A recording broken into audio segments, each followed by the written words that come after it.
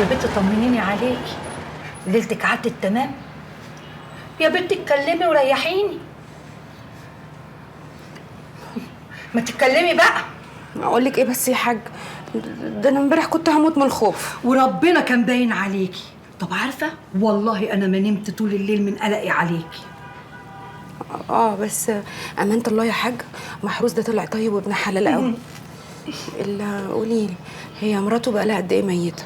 بقالها كده يجي سنتين، وعارفه من ساعتها ما شمش ريحه ست.